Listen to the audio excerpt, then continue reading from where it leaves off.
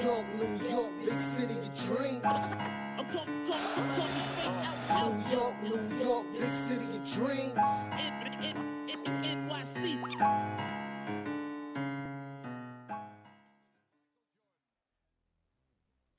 Woo! What's going on? This is Jay Ellis from Knick Of Time show.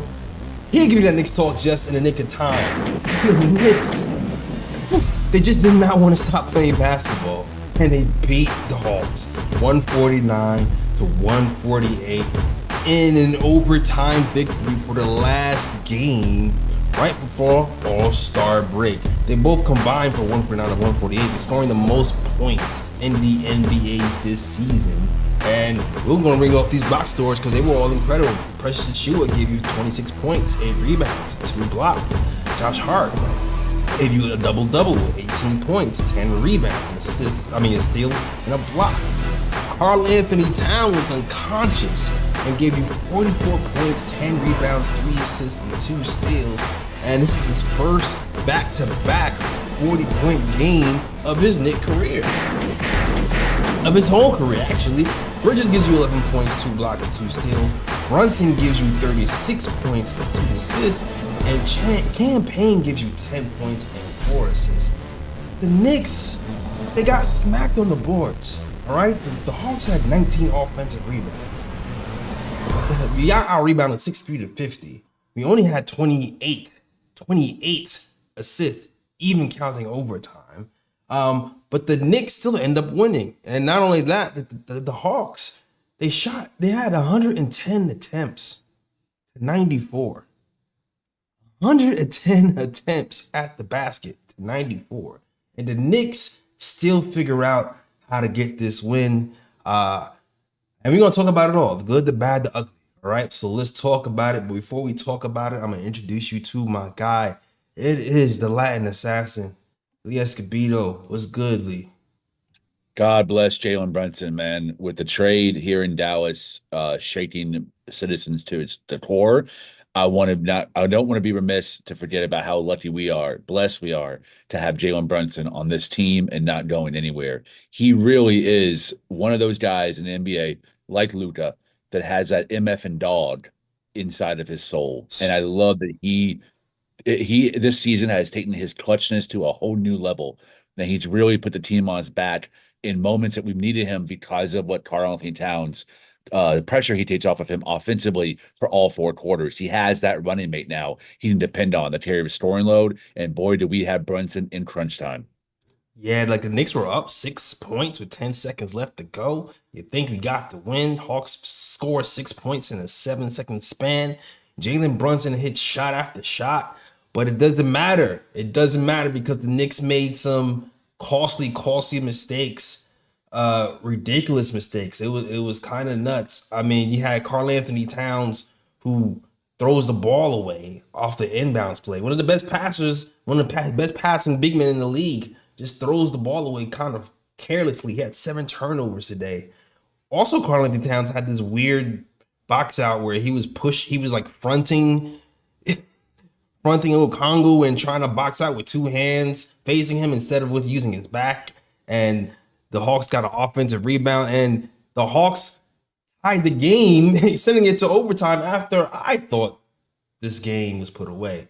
But like Lee said, man, Jaylen Brunson, he was top 5 clutch player in the league last season.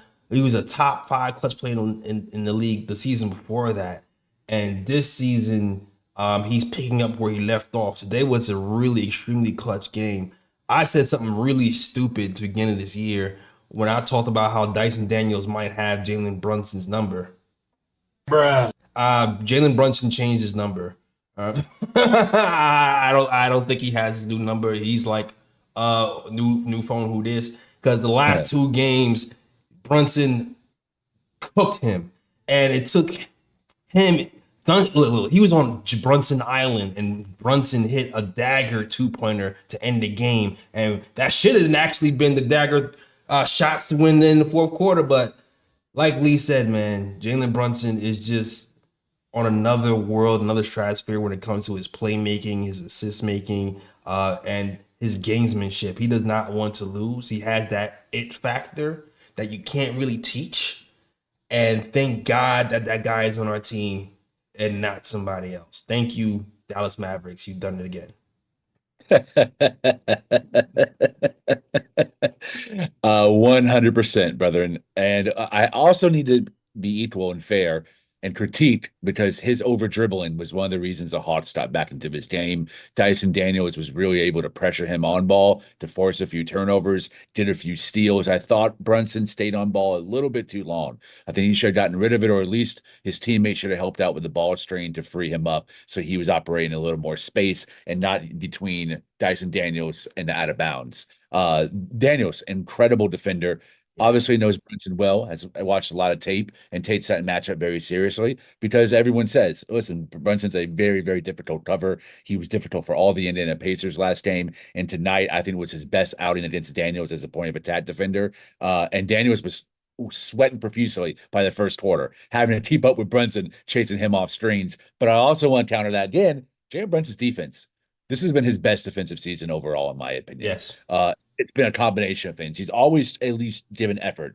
Even in Dallas, he gave effort, even if he got cut as a traffic cone sometimes, especially in transition. But this year, we've seen him move beyond just taking charges. He's defending the rim really well when he's the primary defender on a drive. He's defending the ISO much better than he was last year, where he was getting hunted. He's defending the pick and roll better as a high man than he was last year. He's defending the perimeter better on the three-point line better than he was last year, not taking those risky chances to try to get the steal with someone cutting and then they end up floating out to the perimeter and he has a hustle back to try to defend the line. That hasn't been the case. Love his defense tonight, navigating screens much better. I guess he's watching Bridges tape, his own teammate. His Bridges, to me, was navigating screens with a badass tonight.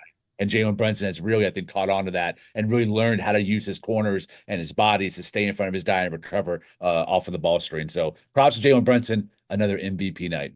Yeah, the defense has been leaps and bounds better than even like a month ago. It seems like the Knicks are happy just conceding Jaylen Brunson switches, which isn't something that you really think in your head that you want to do. But even like during the Celtics game and some other games, like those switches haven't led to the death of us. Like he's held his own a few times, and the Knicks wings have smartly double teamed, helping him out, causing a bunch of miscues by the offensive player, and it actually turned into turnovers a few times, whether it be the Hawks or other teams before this. Yes, I definitely agree with you. The defense of Jaylen Brunson has stepped up supremely. Maybe he's learning from the guys here, or just maybe learning from Tibbs. But yeah, he's definitely taking a step up defensively for sure. And while you mentioned defense, I also want to mention Cat's defense too, because overall, I felt like the Hawks got back into the game because collectively as a team, we didn't get back on defense in transition enough, and I felt like it caught us. They caught us napping. I feel like we approached the third quarter like we kind of had the game in the bag. We just had to play just good enough, and maybe that's the back-to-back thing or not. But I felt like it bit us in the ass, and then to get back to the Cat, I felt like the fourth quarter, they just pick and rolled Cat to death in the fourth quarter, and we couldn't do not a damn thing about it. And I was like, man, Cat give us and take us away. He had a 42-point night, but I felt like he was getting all those points back in crunch time in the fourth quarter. But I have to give him credit because overtime, Cat, his pick and roll defense was like freaking phenomenal. It was like a switch turn off. He caused like 3 turnovers when he was switched on to Trae Young on his defense alone, causing a block, a turnover. He defended him at the 3-point line. Like Cat defensively just turned into actual Cat. His reflexes were good. He was hitting the ball away. Like I was like, this is the defense that we needed from Cat in the fourth quarter. Maybe it would have helped us put the game away a little bit sooner. But I'm just glad it showed up. So I know people want to talk about Cat's 42 points and the Michael Jordan shimmy at the 3-point line and stuff. But man, that defense in overtime from Cat to me for like 3 or 4 straight plays was a big key for us winning this game. For sure. At this point, he's been in the lead long enough And if you're like you and I, and you watch every game, you dissect every game afterwards, you have enough of a sample size to know what to expect with him defensively. Offensively, it's still growing, and to me, the ceiling's wide open. But defensively, we know who this guy is. Most of the time, he's going to play worse and he plays better on a defensive end. So I tried to be so harsh from my point of view when I watch and say, okay, if he's getting cooked in the pick and roll, Tibbs has to expect that and adjust for it. We know he's going to be multiple possessions with guys like Ricochet and Dane and Levert are all cooking him in the mid range. When he was in that drop coverage, bruh, man, especially in the second and third quarter when they started evening it out and it was tit for tat. Yeah. I was like, damn, man, can we what happened to the pre-switch? We need something because these guys, you had Ricochet, who actually is a very good French guard, maybe the best French guard to come out of the draft since Parker. He has game. It's not just the Knicks. He has game. He's a good French guy. Levert, 20 points. Dane, 21 points. And a lot of those were in the mid-range in the second and third quarter when they had Cat, who started in the first quarter mostly at the level. I thought he was guarding the perimeter fairly well. Some type of adjustment happened in the second quarter, maybe because OG's not there, so they needed him to be more of a rim protector. They started having him in that drop, and he got cooked by the Hawks' wings. And the Hawks have a lot of wings. And just about every single player they employ on the wing has that midi in his pocket and in his bag. So that's a super tough assignment for Cat. But you're right, man. In the late in the fourth and overtime, I was like, listen, this gave me hope in a series. We can use him as a team defender and really lock down, not just in a one-on-one capacity. Yeah, I agree. I'm like, all right, it's there. There's been like a certain game. Like, ironically, the first time where I saw him play like with the best pick and roll defense of his life was against the Hawks. The last game. That was probably like the best defensive Cat game I've seen all season was our last game versus the Hawks. And he had to pull out a little bit of something again today to get that overtime victory, and he did it. Not to mention, Lee, I think the thumb is 100% better. Like, I think we can officially say that.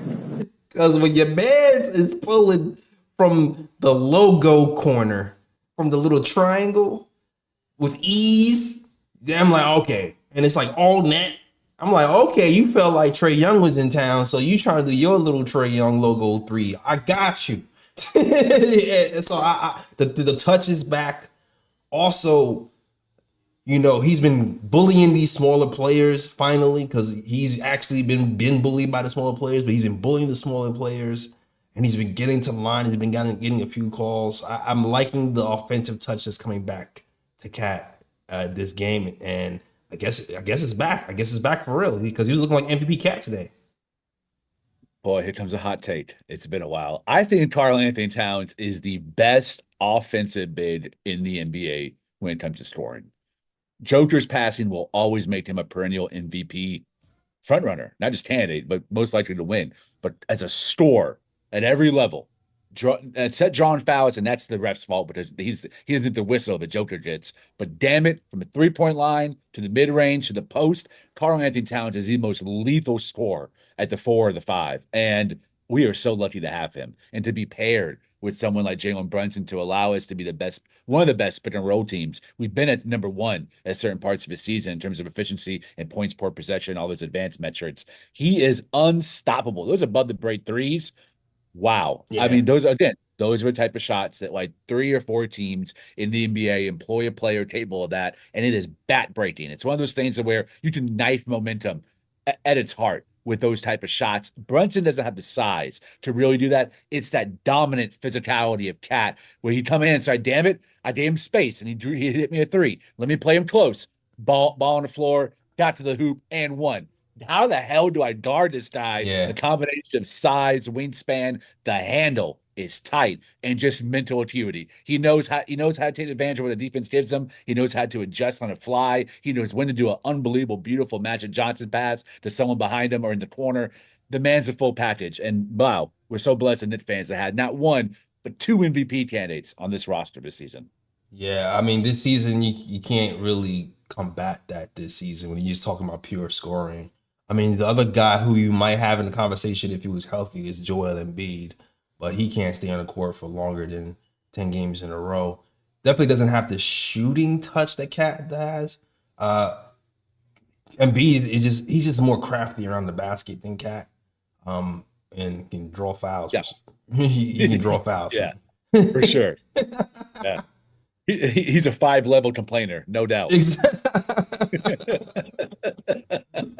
Facts, but huge game from Cat. That we needed Man, it. I loved it. I loved to see him back because I was getting worried for a second. our guy's a badass, man. Jay, we're really lucky to have this dude on this team. And at the moment, it was like, who won this trade? It was even. You had prognosticators across the NBA like, this is a double win trade for both teams. And now, hell nah. And no disrespect to Julius Randle. Y'all know I was a stan, Dante DiVincenzo, flamethrower. But there's absolutely no question who won this trade. In fact, I would go as far as call it a fleece because Julius Randle, the system has to fit Randle. Randle's not going to fit the system. Karl-Anthony Towns, you put him on any roster in the NBA, that team's in the playoffs. That's how good of a player he is at this point in his career, and we're getting the best version of him. And damn it, the ceiling is still it's still up there. I don't think he's reached his full offensive potential, and that's a really scary thing to think about, but also a badass thing to think about in orange and blue. That's because listen, Tibbs gonna have the Tibbs conversation. Tibbs consistently has players having the best years of their career under him. You seen it with DiVincenzo when he got here. What happened with his career, and then what happened when he left? What happened even with Julius Randle?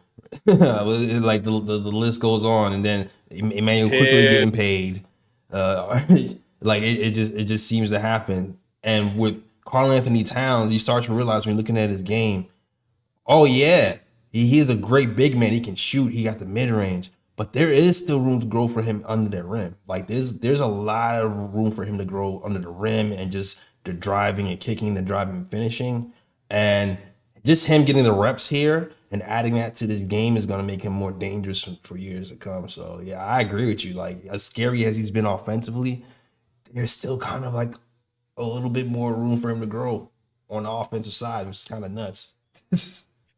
And what I'm going to take it a step further. I think the key for me is a 3-point volume. Right now, he's shooting 4.6 threes a game. If he ups that to 8 or 9 on the same percentage, and you guys taught me about volume, right? We used to 3-point debate all the volume time. versus You taught me. But let's think about it. If he starts taking 8 or 9 of these bad boys, and he's making the same rate, around 40%, that's going to free open all of the mid-range and post for him. He will have to be guarded closely on the perimeter. And if it's a 4 or 5, he's got a first step on just about everybody in the NBA. There might be 1 or 2 guys he doesn't have a first step on. That now you're talking about averaging 35, 36 points a game on some Shaq-like shit, Wilt Chamberlain type shit. That is some unbelievable optimism, but I think it's possible. I really do, Jay. Yeah, I think it's the opposite to me. Like I feel like his volume is, I mean, it's dipped recently because of his thumb. Like I feel like the volume towards like maybe January was fine. To me, it's the inside, man. To me, I think what's gonna make him to me most dominant is when you put a smaller guy on him, it's automatic two and free throws. Like I think that's to me is when I'm like, all right, because he's already he's already the best big man shooting.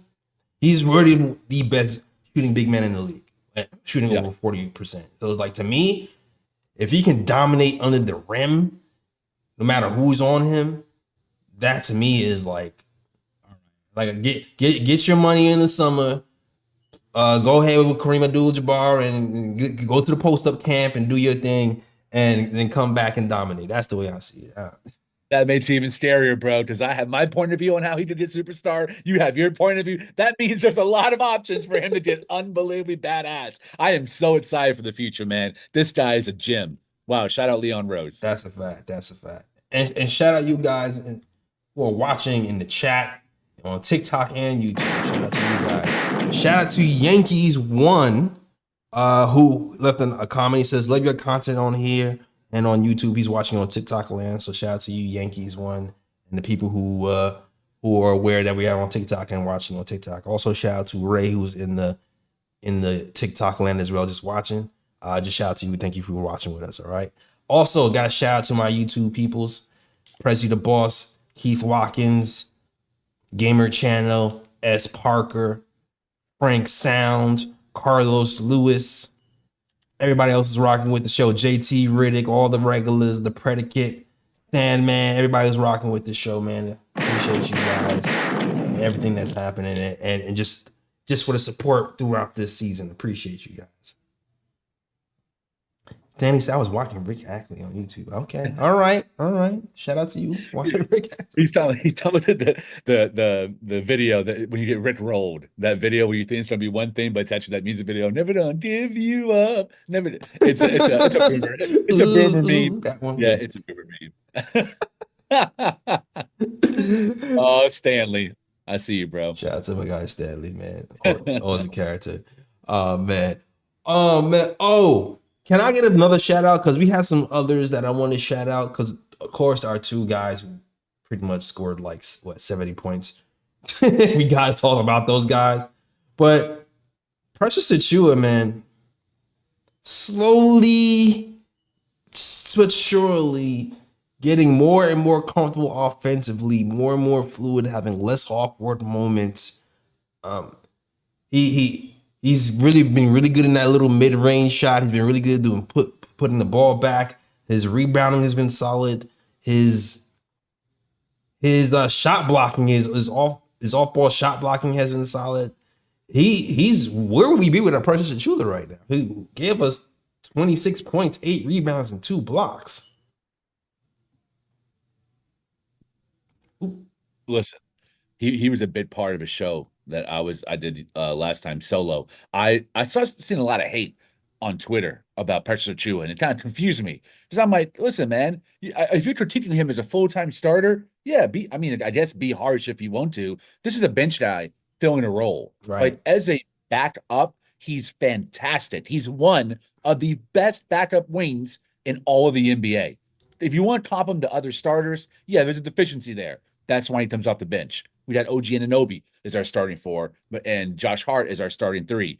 But as a bench guy who can play with 3, 4, and 5, and who's starting to become game to game a better small ball 5 in the small increments, what more can you criticize?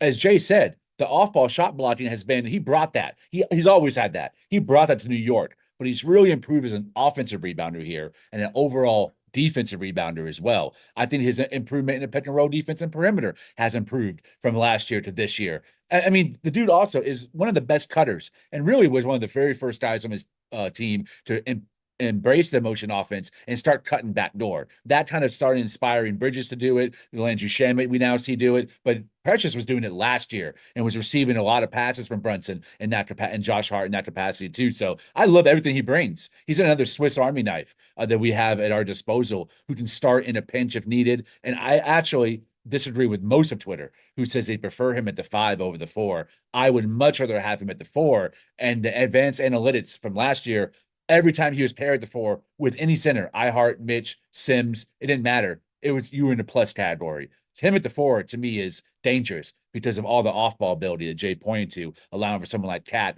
to be the point of emphasis in the rebounding and defense. No, I agree with you. I'd much rather him at the 4 than the 5. I think the problem has been when he's been paired with Josh Hart, particularly because you have 2 non-shooters and it kind of bogs down the offense sometimes, depending on how people guard us. To me, that's been the bigger issue. The Celtics, they're definitely a team that will zero in on that and just completely leave those guys open. But other teams, we can kind of get away with it sometimes in stretches, and we was able to kind of get away with it in stretches today too, especially because Karl-Anthony Towns was just so damn dominant, and so was freaking Brunson, where it didn't matter. Like they were just able to cook people one-on-one, and then it didn't matter. So like the spacing didn't matter as much. And then it's like, okay, cool. If you want to double, now we swing the ball. We got Precious in the dunker spot, and that's an easy 2. Or Precious sets a pick and he rolls to the basket and dunks it on people's heads. So it didn't really hurt us really today. And also our bench too is like, this is value. I feel like this is valuable starters minutes for Precious, because now when Mitch comes back a little bit later and OG comes back a little bit later, the concerns about our bench not being formidable might be quelled a little bit. Depending on just how we mix and match things. Because now you're having a guy who's been giving you 18 points before, 26 points a night, and you'll have that guy back on the bench, and all of a sudden our bench is a lot stronger. So yeah, I'm with you, Lee. Definitely Precious at the 4 over the 5, and also I'm looking forward to having him back on the bench when we have our full team, so we can have a better, more well-rounded team. Yeah, I'm glad that he's getting these minutes at the 4 because that's where he's going to be. That's what's going to be available to him moving forward. Once Mitchell Robinson's back, and knock on wood that he stays back, he's not going to play the 5 anymore. It's maybe 3-4 minutes during some type of rest situation that's happening, but he's mostly going to be backing up OG at the 4 and probably some spot minutes at the 3 as well. And I saw people pointing on Twitter to Jason Tatum cooking him. Well, no shit. Jason Tatum cooks everybody. Yeah. Like, come on. That's getting cooked by Karl-Anthony Towns. It's like, oh, all right, I got cooked by the starting center for the Eastern Conference All-Stars. I must really be terrible on defense. In actuality, Precious would be the secondary, maybe even the tertiary look Tatum would receive in a 7-game series. Right. He's not going to be the primary defender. He's going to be either the backup or the third guy that's thrown at him, rotating between Brown and Derek White. Like, let's be honest about this. This is not going to see 30 minutes of Precious get demolished by Jason Tatum and ISO.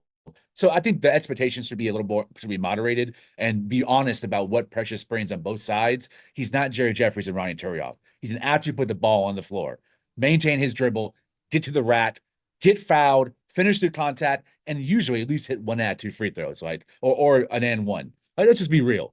He's awesome. 2 clutch free throws from Precious today, man. Shout out, man. Shoot, even the captain was missing clutch free throws, so I gotta give it up. Hit the Precious with his 2 clutch free throws. For real.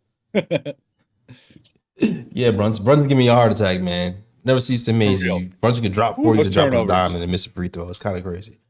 And the turnovers, the turnovers had me, bro. Oh, I was so furious, man. It was Dyson Daniels' forced turnovers. Yeah, and you know what? Too, to me, it wasn't even like it just looked like he mishandled the handle too. Like that was the crazy part to me. Like I know Dyson got credit because he was playing defense on him. Like especially the last turnover, like Brunson went behind the back and he just looked like he threw the ball behind the back too far.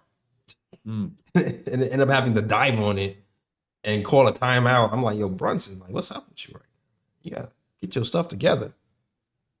Get your stuff together. But also, shout out to the rest of the bench too, because Deuce McBride went down in the first quarter, which sucked. In the first half, which sucked. But that means we got to see Campaign and we got to see Landry Shamet play some games. Campaign has really found a knack. He's been really good at just getting into the paint. Yeah. Really, really good at getting into the paint. And even though today, well, he had 10 points, 4 assists today. Played clutch minutes in the fourth quarter because we needed something and didn't do bad. I wish he would have hit some open threes, but hey, man, when he had 8 assists the game before, and even though he was scoring a lot today, he had like a lot of good stops. Like I think he caused like a offensive foul on Trae Young or something in the fourth quarter. He still, to me, had a pretty good game, +5 on the night for Campaign. I love Campaign.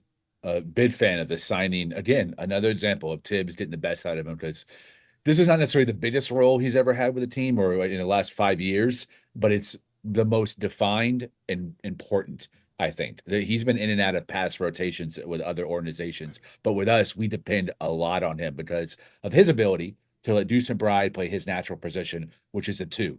And Campaign's on-ball defense, I think, has been really good the last month and a half. The point of attack defense, especially when it starts above the three-point line. He does a good job containing that guy from getting to his angles and getting a really easy pass because the defense rotates and you leave someone open in the corner. That was an issue that we've had for years under Tibbs, really since Elfrid Payton left, surprisingly enough. But I think Campaign is bringing another weapon there to guard that point of attack that allows for Deuce to then cause for havoc off ball. And that's a great advantage to have with your bench unit as well. I've talked about it. His 3-point shooting and his playmaking have also been pivotal in anchoring the bench.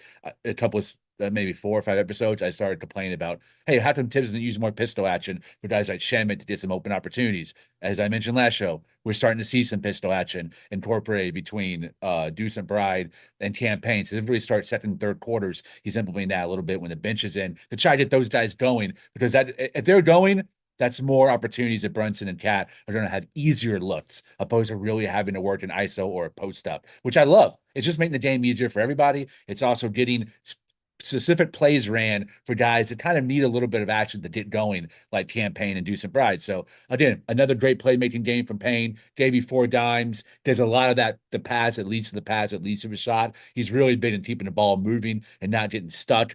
Great backup point guard. Probably, I've said this before, he's a better guard than like more than half the starting point guards we've had in the last 20 years. So again, man, Leon Rose, another shout out. Great diamond in the rough find as a free agent. That's a fact. I remember I think I put that video. That video might be on TikTok. What he said, better than Tony Douglas, better than Frank Williams. Watch Steve Francis. Steve. Oh man, Steve. Gucci, Howard Isley. Yeah, man. Shout out to Campaign. Jared Jack was all right. He was all right, Jared Jack. Yeah, he was all right. Yeah. No slander. Jack was solid. I love Jack. Yeah, Captain Jack is my guy. I don't care. Yeah. People was killing him when he was a Knick. Sometimes, but I'm like, he's like 100 years old. He still give you 10 assists, man. Like, leave Captain Jack alone. Solid. Love Captain Jack. All right. Yo, salute to the chat, man. I don't have nothing else to say that much. I mean, we saw some Shamit minutes who gave you 18 minutes. That's probably the most minutes he's gotten. It's funny enough, when the game was on the line and the coach was playing offense, defense, he took out Brunson and he's like, Landry Shamet, yes, we're gonna have him in the game. I was like, okay, guys on YouTube, whoever thought that Landry Shamet would be in the game for defense to end the game, you deserve like $1 million in a crystal ball, or you need to play lotto, because I don't think anybody's ever saw that coming ever. 100%. I got one thing I wanted to bring up. It's fun. If we would have lost, the order of my rants would have been inverted, and I would have started with this. But I'm going to finish with it because we won the game, and it's not that big of a deal in the bid scope. Mikal Bridges, bro. Another mediocre offensive game. Hey, someone call Pitts for Timmy. I need my boy Pitts for Timmy in the chat for this monologue. Mikal Bridges has been absolutely cheats on offense, and it's not the shooting percentages. It's not the splits. I don't need my guy to score 40. I'm also not saying the trade wasn't worth it. F them picks. I don't care. I don't want him gone from the team. He's still our third option, but he hasn't been playing like it offensively. We had a stretch here where he was giving you a consistent 5 dimes a night, sometimes 6. We've kind of seen a drop off there as well. He's not taking the shots that are being ran for him. He's also not taking the shots within the pecking order of how a play is being drawn up. And the passivity is starting to become a little worrisome. I know he's playing a lot of minutes. He's always out there, leads the NBA minutes, blah, blah, blah. But 2 3-point shots was my point of emphasis in the last podcast. I was worried not about him making 50% or 40%. I wanted more. I wanted back to the 4 or 5, 6 attempts a game, because when he does that, again, it's one of those moves that can happen, like the pistol action that breaks everything open for everybody else. I need him as at the very minimum, a decoy. And right now, he's not. He's starting to get looked off. And the more he gets looked off, the harder it's going to be for Brunson and Cat to carry the load. So Mikal Bridges, he's going through a slump right now, not in terms of shooting percentages, but it's a confidence thing. And we've talked about this over and over again, Jay. That role that he's playing, it's a limited one within Tibbs' offense. And if you don't have the aggressiveness, you really have to make your own shot quantity, because Devo was really the only one that was able to figure that out. Like, I have to get my shots. I have to know when a play is being ran, when I can become the option out of that play, even if I'm second or third in the pecking order. And he's not doing that. He was in January. He's starting to regress, and I just need that aggressiveness back. That's it. No slander, but it's his critique, and to me, it's fair critique. It's kind of interesting because, like, I almost wonder, does the loss of OG throw off like the synergy offensively that was happening? Because I kind of feel like we had 28 assists today in overtime. We've been doing this thing where we get to 30 assists in 4 quarters.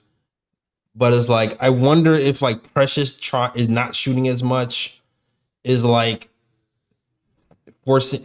having Brunson go, oh yeah, I need to shoot more.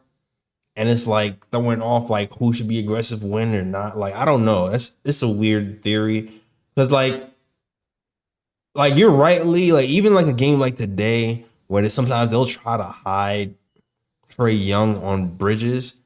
We've gone to Bridges and it's like, you know what? If they're gonna do that, just cook them. Just cook them all game, and it's worked for us. So for us to not really go to that today was kind of interesting. Maybe because Brunson just had it going. I don't know. We did go to it at the end. Like the game winning shot was drawn up for Mikal Bridges, and he had a great look, like a great 12-foot look with Trey Young on him, and he just missed it. But like, you just wondered why they didn't go to that more, especially when you got somebody like Trey guarding. I don't know. It's interesting. Yeah, I know what you mean about if it's affecting the offense, and you don't mean it in terms of how many points they're scoring, but you can look at the offense and say, well, even with OG out, we're finding other ways to put points on the board. We've seen spikes in both Precious and Campaign's production offensively. Even, I mean, because it was at rock bottom, even Shamit's 4 or 6 points is a spike as well. But we haven't scored under 121 points in the last 6 games, except once against Boston when we only scored 104. Tonight, 149. Like we're still getting the meta production because we're seeing MVP performances from Brunson and Cat. But imagine if Bridges was just giving us what he's been giving us, 18, 19 a game, and those occasional eruptions for 30 or even 40. But I'm just worried about how consistent that's becoming. It's not just like a game regression. It's just kind of a stretch where he's regressing, and it looks like that it's confidence focused when really there are matchups tonight as you specified, with Trey Young, where he absolutely should have put him in a blender, either faced up, hit him with the midi J, or back up and then turn around, fade away, or get to the hoop. He has a great little scoop hoop shot that he employs under the basket, and we haven't seen that in a while. He's not taking advantage of the mismatches. He's not taking advantage of the plays that are being ran for him. Man, I don't want him to get lost in the offense because we need him as our third scorer and our third option. Yeah. One other theory too I have is like, I also wonder if, like, when you're guarding, like, okay, hear me. Trey Young and Halliburton might be the two most pick and roll heavy type of guards in the league, especially 100%. on the East Coast. So, like, I wonder sometimes if it's like, yo, I'm exerting 110% on trying to limit these guys, shut them down, shut the water off, fight over a screen, fight over a rescreen. By the time it gets to the offense, I'm just passing the damn ball. Like, I wonder if that has anything to do with it too. Right. That's the point. He's kind of, yeah, it's a good point, but it's not, like I said, it's more of the last month, the last like 25 calendar days that I've noticed, the handful of 8 to 10 games, not necessarily the last 2, although we've seen it really emphasized in the last 2 and back to back. So that I think makes it more prominent in our mind with the Right. recency bias that, like, it's happened very recently against 2, as you said, number 1, number 2 pick and roll point guards. I think Halliburton might be first. I mean, Trey Young said it, but Trey Young's been number 1 for like the last 4 years. So it's a great point that you brought up. He is usually guarding the point of attack and the toughest wing on the other side, even more so with OG being out. He's picking up even more slack. But we need it, man. It's just, for me, it's about the volume. And I think he will bounce out of it. It's not a long-term thing I'm concerned about. I just want it to happen sooner because we're approaching the most important stretch. We need to start catching fire and getting that momentum moving to the playoffs. Yeah. I mean, listen, All-Star break is here. OG Anunoby, it seemed like he had like a toe thing. It wasn't even like a foot sprain. It was like a toe. So I expect him back after All-Star break. Probably first game after. I don't think I feel like he'll be back first game after All-Star break for sure.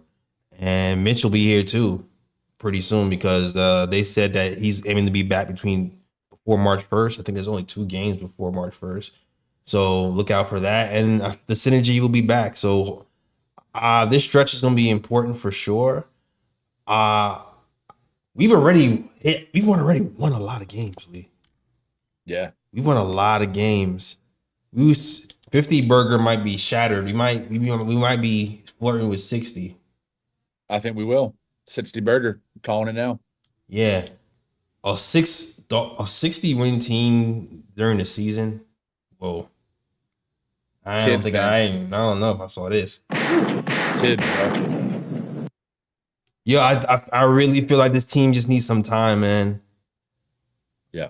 I feel like we need some time. I know teams talking about championship this season and da da da da da.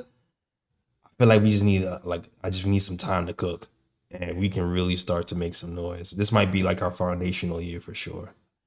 Yeah. We can win it this year. A lot of things got to fall in place and massive strokes of luck. Like Mikal Bridges has to really solidify himself as that third option, guaranteed 18, 19 points a night, with no dips like this where it's back-to-back games of under 10. Yeah, and also the defense has to solidify as well. We got to find more ways to defend in the pick and roll defense, no matter who's in the game, but specifically when Cat's starting to five, or hell, when Cat's guarding the ball handler as well. Yeah, and I think there's one more move to be made on the bench to consolidate some pieces or figure out who that guy is between Shamet and Payne moving forward too. To me, I always wanted to be Shamet because I love his size. I love the volume we've seen in the past when he was with Phoenix on a 3-point line. But it looks like it's probably going to be Payne moving into the playoffs. So Shamet, with the minutes he's been given, hasn't really taken advantage of it. But these rookies, man, as they start getting more comfortable, Hot Porty specifically, he can be a real switchable 3, 4, and 5 defender. And Patom Dadiot seems to have some ability as a team defender as well. And to me, I think Tyler Collett, baby Steve Nash. So we'll see. The future's bright. So is the present. There's a timeline where we win it all this year. Let's see if we're on it. Yeah, we'll see what's on it. Good points. Good points. All right, yo, salute to the chat. Salute to the chat. I got nothing else to say really. I'm just happy to get into the All-Star break and with a winning season and Knicks feeling good. Shout out to Jabroni Z says, nah, we ain't winning 60, but 57 is doable. Yeah, that's what I kind of said, flirting. I was flirting with 60 wins. If we hit 60, cool, but I can see us being up there in those upper 57, 58. I'm like, oh, look at that. Look at that. All right. So let's get to it, man. Do we have any? You have any Uwa bro picks, Lee? I'm trying to think. Huh. Things that make you go. Ooh, pick. I'm trying to think. Who made the All-Star team that was a first timer that really deserved it, in your opinion? Was there somebody that you were really happy to see? On the All-Star team that really Besides deserved it? Brunson. Yeah, besides Brunson and Cat being the starters. Were there any selections that you were really happy about? Let's see. What's me? Let's see.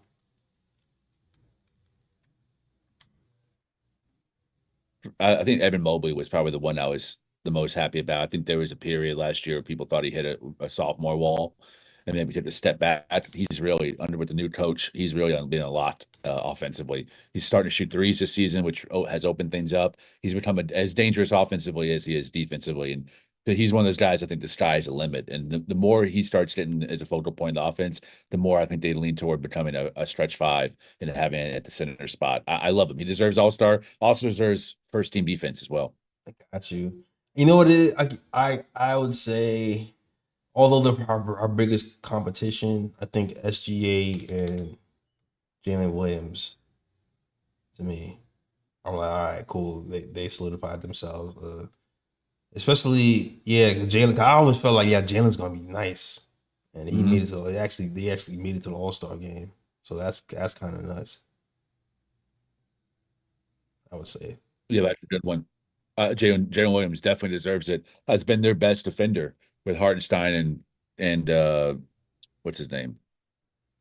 Chet missing a lot of time at the center. He's actually played center for like a 10, 12 game stretch. They had him at the 5, and they had a winning percentage during that stretch. So that's unbelievable. Yeah, he's always been a defensive ace, had the best defensive metrics of anyone in his class their rookie season. I remember that stat. And he's really grown in the mid-range as well, becoming a specialist, kind of developing a Mikal Bridges game in terms of not using the backboard, but those side shots that are really difficult. I was never able to hit them in a game. Those shots he's become part of his specialty. Oh yeah, that's what's up. That's what's up. I had a decent mid range. Yeah. That was my shit. The side midi was my joint. Side midi was my joint.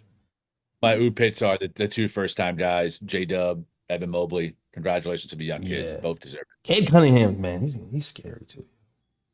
Super scary. Cade Cunningham is scary, man. Like he's one guy where I'm just like, okay, Detroit, they're not gonna do anything this year really, but next year, I'm not gonna hold you. That team, it's gonna be scary. Yeah. They're going to replace the Bucks in contention. I think Milwaukee's trending down and Detroit's trending up. Kate Cunningham, born and raised in the same city that I was born in, Arlington, Texas. Local guy. Never watched him in high school, but was aware of him when he was playing in the area. But I think he's transferred out his senior year to a prep school in Florida, if I remember correctly, or Virginia. But yeah, I mean, his size, holy hell, very tough cover. Elite in the pick and roll. I think he'll end up being a top 3 pick and roll player, but it's not his fault. It's Duren. Once Duren becomes a more efficient rim roller and used more as a lob threat, they're going to be a very difficult team to stop because they brought in shooters. Those vets, Mikal Beasley and Tim Hardaway Jr.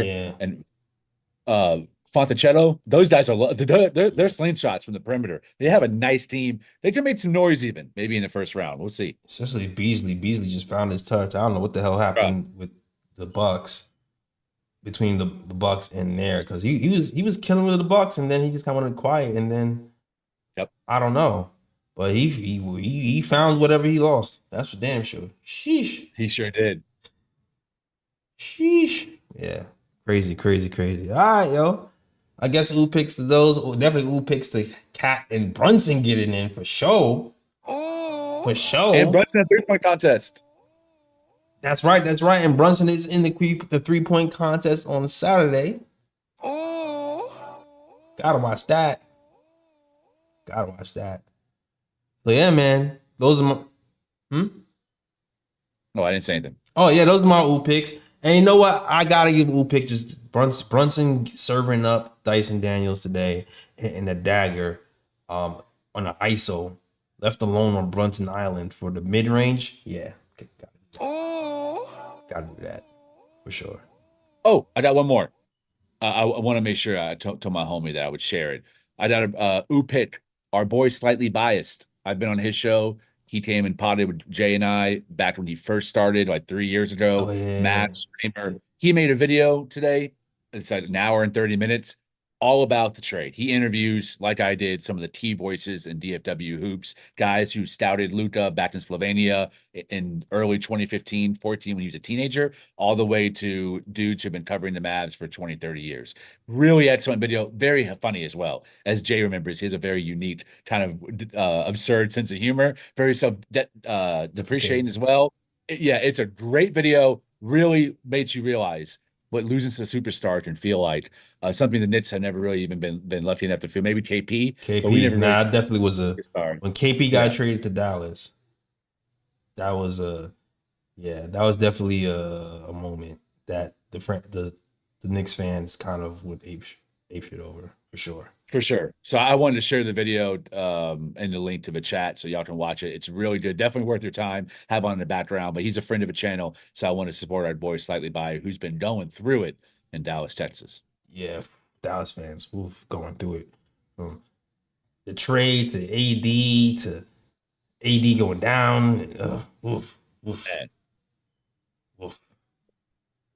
Bruh. Oof, indeed. Sucks to be y'all. Yeah, for real. I mean, whatever. That's what y'all get for tanking so y'all can get our pick. Bruh. Karma's a bitch. Remember, we was all hyped, like, yeah, you about to have a pick. It's not going to be top 10 protected. And then he just started tanking. BS. The pick turned into a lively, right? Yep. Yeah. Yep. Yeah. I keep lively, sure, but at what cost? Bruh. Double bruh. Yeah. All right, yo. That's the show, guys. Thank you guys for watching. I feel like this show ended up kind of being kind of short if we started late, but I don't care. It's All-Star break, baby. Let's go. Go. All right. Lee, let them know where they can find you, man. At Twitter _Leescobedo, LEEESCOBEDO. Just dropping in the chat my news from the Guardian. Did a lot of tape watch. Learned a lot too about offense and defense. Watching Ime Udoka tape, past games. Got into YouTube, my YouTube research skills, and watched his defense and broke down what's been trending upward on the defensive side, what's been trending downward in terms of his play calling. A long piece recognizing the power of redemption, why I thought Udoka deserved another chance, and what he's done with that second chance down in Houston, Texas. One of my favorite coaches in the NBA, and someone probably my number one choice to replace Tibbs if that ever happened. So yeah, just drop in the chat. I hope y'all enjoy it. I think some of my best writing on my main man Ime Udoka for the Guardian. Dope. Sounds like a dope read. Check that out. All right. Yo, you can follow us at the KOT Show on Twitter, the Knick of Time Show on Instagram, and the Knick of Time Show on Facebook as well. Also, you guys on YouTube land, we are on TikTok. So shout out to people who's watching on TikTok. Yankee, one who was here earlier was watching. Shout out to Ray, he's still in the building watching on TikTok. And everybody else who supports the KOT Show. Yeah, for you guys on YouTube, if you want to check out the TikTok version, go ahead. See if you want to get the mobile format. It's a long form format versus the widescreen format. It's just different look. I don't know. You can also like send diamonds and stuff on TikTok too. I never got one of those yet. That'll be nice to see how that works. But so if you're hey, I want to figure out how to support on TikTok and send a super chat or something. It's called diamonds on there. You can figure it out and press some buttons. All right. But salute to you guys who are supporting us on whatever platform you are supporting us on. Okay, cool. Ooh. All right, yo. That is the show. Thank you guys for watching. Shout out to you, JT Riddick, Felicia, the Predicate, Prezi the Boss, Deras. Everybody else is watching the show. My boy Sandman. Oh, Sandman. Nice. Yeah. Sandman. And shout out to Sandman as well. All right. He was here. I think we might be doing something for All-Star for 3-point contest, so stay tuned for that. And yeah, that is the show, guys. Thank you guys for watching, and as always, shout out the Worldwide West. Everywhere we go, we leave a worldwide mess. It's a mess out here in these Knicks streets. That's the show. We out of here. Peace. New York, big city of dreams. New York, big city of dreams.